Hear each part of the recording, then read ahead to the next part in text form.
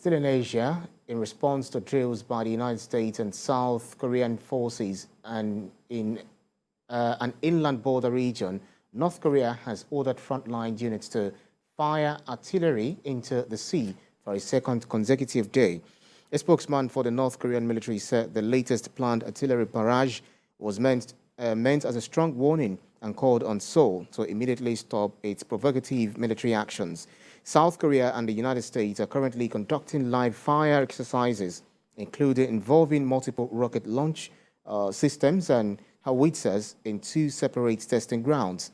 The allies say the drills are necessary to deter nuclear-armed North Korea, which tested a record number of missiles this year and has made preparations to resume nuclear testing for the first time since 2017.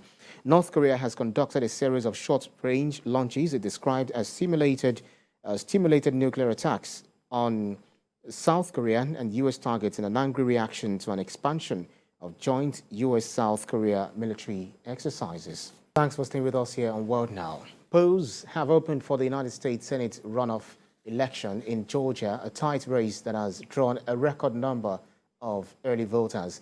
The Georgian electorate will decide whether to send incumbent Democrat Raphael Warnock or his Republican opponent Herschel Walker to Washington to be sworn in with the new Congress in early January. November's midterm elections saw the Democrats narrowly lose control of the House of Representatives, but they retained a slender majority in the Senate with 50 seats, plus the tie-breaking vote of Democratic Vice President Kamala Harris. Still, the Georgia Senate race has significant implications for U.S. politics. Senators are elected to 6-year terms. Winning Georgia's open seat would help either party well beyond the next Congress, which expires in 2025. We just got to get people in office that believes in America. One of the first things I said when I decided to run, I said I want to get people that love America, because I'm totally shocked that we seem to not love America. And if you don't love America, why are you running for office in the United States of America? I'm totally confused.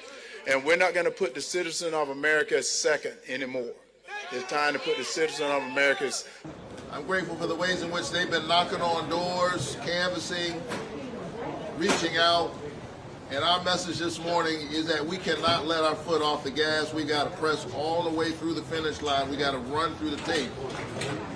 So if you haven't already voted, tomorrow is the last opportunity to vote. China has bid farewell to Jiang Zemin with sirens blaring out in tribute as people across the country observed a 3-minute silence for the former president. The public memorial service, which was broadcast across the country, began at 10 a.m. local time in Beijing's Great Hall of the People, with President Xi Jinping and all the top leaders in attendance. Speaking at the memorial service, President Xi said paid tribute to Mr. Jiang for ensuring the Communist Party's survival from political storms, saying the late leader had assumed leadership at a time when the party, military and country were at a serious moment of external pressure and internal difficulties.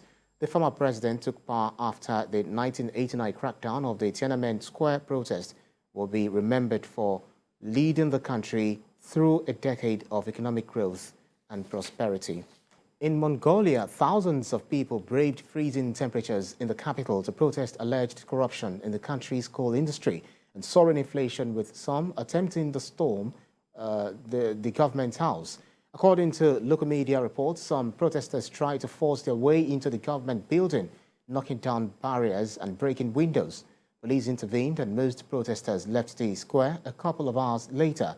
Residents are said to be frustrated with the country's ailing economy, with inflation soaring to 15.2% in the wake of Russia's invasion of Ukraine and closed borders affecting trade with neighboring China.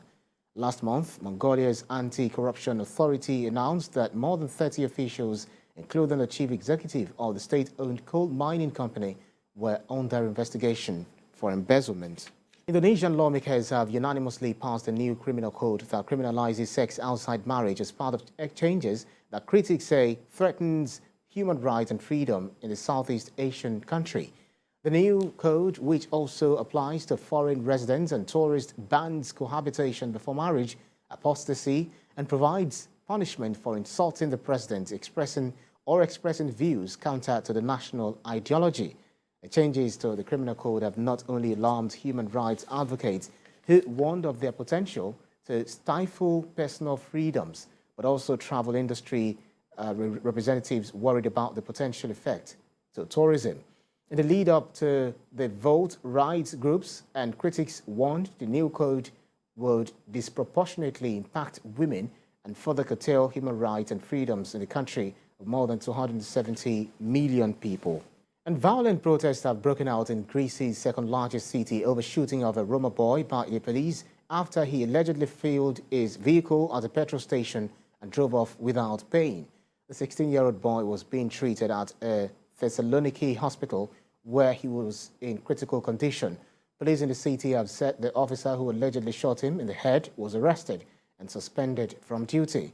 Following the shooting in the central Echasia district of the capital, youths began to throw in petrol bombs at police, burning cars and throwing bottles at police, who responded with tear gas and stun grenades.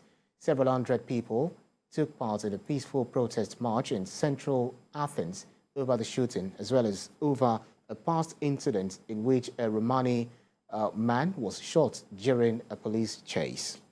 Now, leaders of the ECOWAS Authority of Heads of State and Government is determined to create a regional force that will intervene on anything that wants to threaten the peace and security of the region, either in terms of terrorism or on constitutional change of government. This was part of resolutions reached at a closed-door meeting of the Summit of the Authority of Heads of State and Government held in Abuja. Mayor Thomas reports. The recent happenings in the region, from the undemocratic takeover of government by the military to the increase in insecurity and organized crime, has made leaders to agree on a change of strategy. They believe only drastic measures can bring the change the region so desires and needs.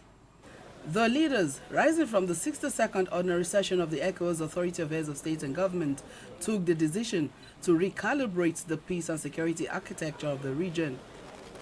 The president of the ECOWAS Commission, who briefed journalists after the summit, says chiefs of defense staffs of the region will work on the modalities of how the regional force will work. The leaders are determined to establish a regional force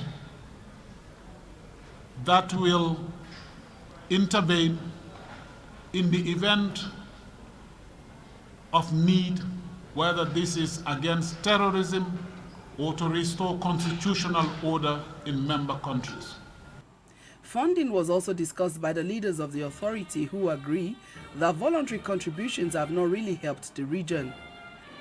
Now they conclude there is need to ensure deliberate contribution by all member states in a bid to raise funds to meet the region's action plan. The leaders have decided to walk away from voluntary contributions, to rely on their own resources.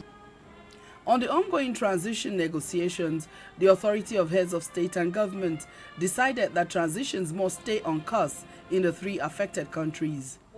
They insist there is no exception to the return to democracy as agreed in the transition plans. The leaders have taken note of the agreement reached with ECOWAS regarding the transition period from 36 months to 24 months. But the leaders insist that Guinea must have inclusive dialogue. They also expressed concern over the continued detention of Ivorian soldiers in Mali since July 2022. The plans to tackle insecurity, if implemented, will help the region in socio-economic development. Moya Thomas, TVC News, Abuja.